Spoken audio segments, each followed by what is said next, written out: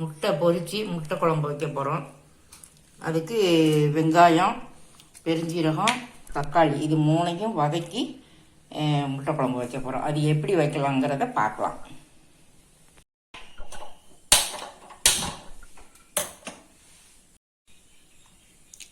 எண்ணெய் கடலை எண்ணெய் ஊற்றிட்டேன் 2 ஸ்பூன், ஒரு ஸ்பூன் ஊற்றினாலும் போதும் வதக்கிறது. சோம்பு போட்டுக்கலாம்.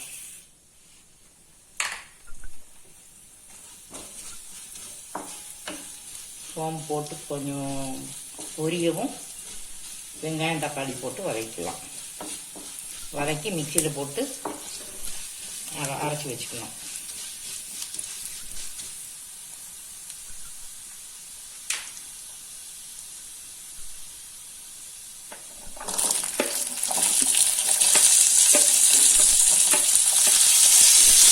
சின்ன வெங்காயம் போடுறேன், அதாவது வெங்காயம் போட்டுக்கலாம்.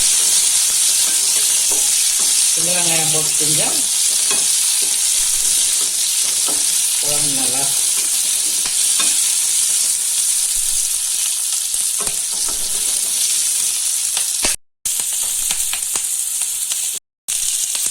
வெங்காயம் ஓரளவு உடனே தக்காளி போட்டுக்கலாம். தக்காளி வதங்குறதுக்காக கொஞ்சம் கல்லுப்பு.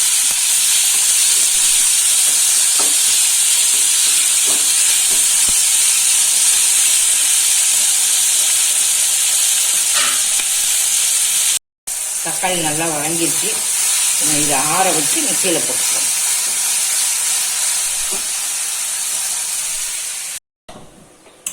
முட்டையை பொரிச்சிக்கிறோம்.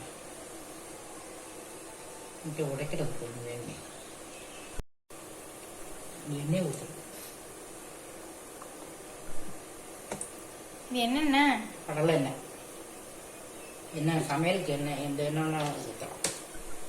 சமையல் பண்ணுற எண்ணெய் எந்த எண்ணெய்னாலும் ஊற்றலாம்.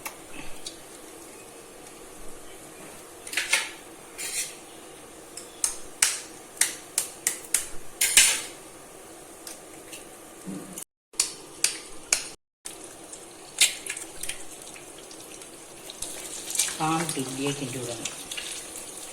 அதனாலதான் பெருசு பெருசாக வரும் முட்டை.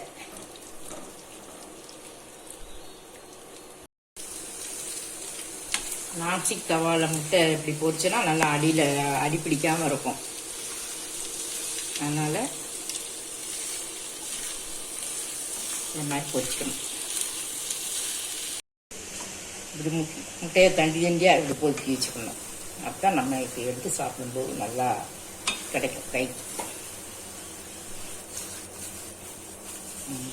முட்டையை பொரிக்கும் போதே தூள் உப்பு போட்டு பொரிச்சிக்கணும். அப்படின்னா தான் முட்டையில உப்பு பிடிக்கும். மறந்தாச்சு. பற்ற வச்சு நல்லெண்ணெய் ஊற்றிக்கலாம். ஒரு 3 ஸ்பூன் அளவு. எண்ணெய் கூடுதலாக ஊற்றினா டேஸ்டாக இருக்கும். கடுகும் உளுந்து பருப்பும் போட்டுக்கலாம்.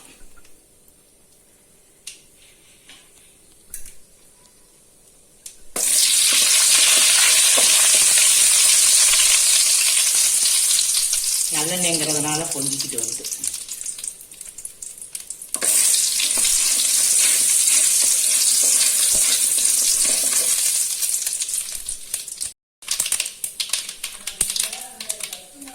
சோம்பு கொஞ்சம் போட்டுக்கலாம்.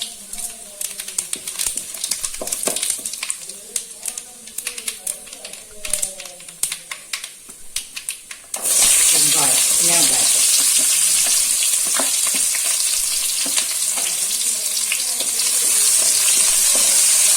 நான் கலர் கட்டமாக போடுவேன்.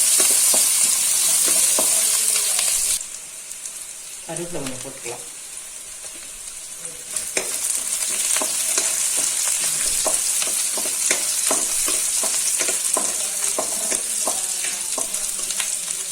வெங்காயம் இந்த மாதிரி கொஞ்சம் நல்லா வதங்கிக்கிறணும்.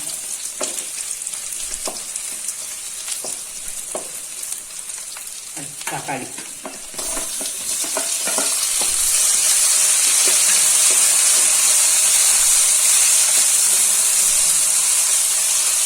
பச்சை மிளகாய்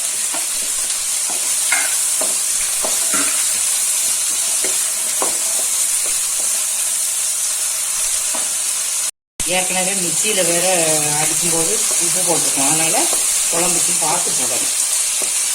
லைட்டாக போட்டுருக்கேன்.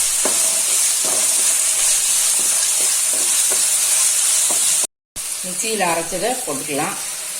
புளி சேர்க்கக்கூடாது, அதனால் தக்காளி கூட சேர்த்துக்கணும்.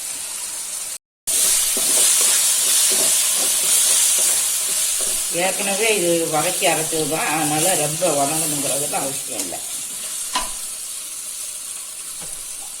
மிக்சியில் அரைச்சதை கழுவி தண்ணி ஊற்றிக்கலாம்.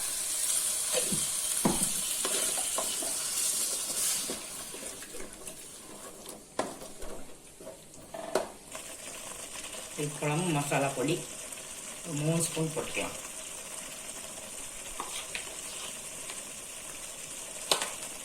லேசாக வதக்கி விட்டுருவோம். வதக்கி விட்டுட்டு தேவையான அளவு தண்ணி ஊற்றிக்கலாம்.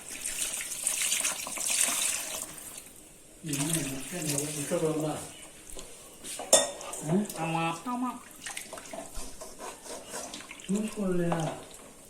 போடுவோம். இந்த முட்டை குழம்புக்கு கூட்டி வச்சுட்டு ஜூஸ் போட வேண்டியதான். நெல்லிக்காய் ஜூஸ். நெல்லிக்காய் ஜூஸ் ஏற்கனவே நான் போட்டிருக்கேன், டிஸ்கிரிப்ஷனில் போய் பாருங்கள். நெல்லிக்காய் ஜூஸ் வரும், பார்த்து நெல்லிக்காய் ஜூஸ் போட்டு பாருங்கள். அப்படி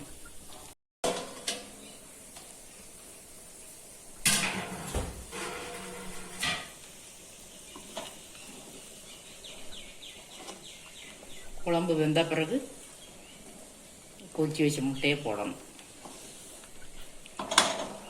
போட்டு கொஞ்ச நேரம் ஒரு 2 நிமிஷம் வேக விட்டு இறக்குனா முட்டை குழம்பு ரெடி ஆயிரும். குழம்பு 7-8 நிமிஷமாக கொதிச்ச பிறகு கொதிச்சு வச்ச முட்டையை போடணும். மசாலெலாம் இப்போ வெந்திருக்கும். கொதிச்சு வச்ச முட்டையை போட்டு ஒரு 3 நிமிஷம் வேக விட்டால் போதும். மசாலெலாம் அதில் பிடிச்சிக்கிறோம். அதுக்கப்புறம் முட்டை குழம்பு ரெடி ஆயிடும். ஓகே, மூடிக்கலாமா?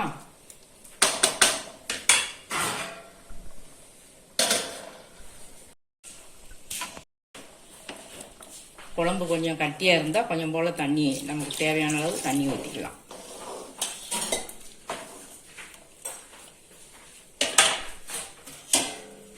மூடி போட்டு மூடி ஒரு 3 நிமிஷம் வேக விட்டு இறக்க வேண்டியதான்.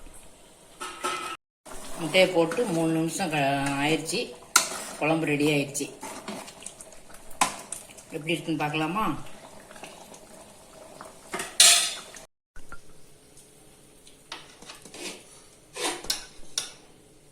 கொதிச்ச முட்டை குழம்பு.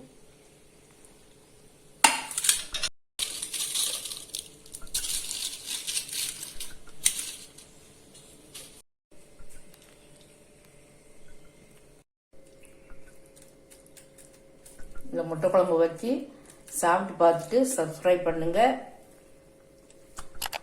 நல்லா இருக்கு. பெல் பட்டன் ஆன் பண்ணுங்க, கமெண்ட்ஸ் பண்ணுங்க. சூப்பரா இருக்கும் இந்த குழம்பு. சாப்பிட்டு பாருங்க. டேஸ்டி.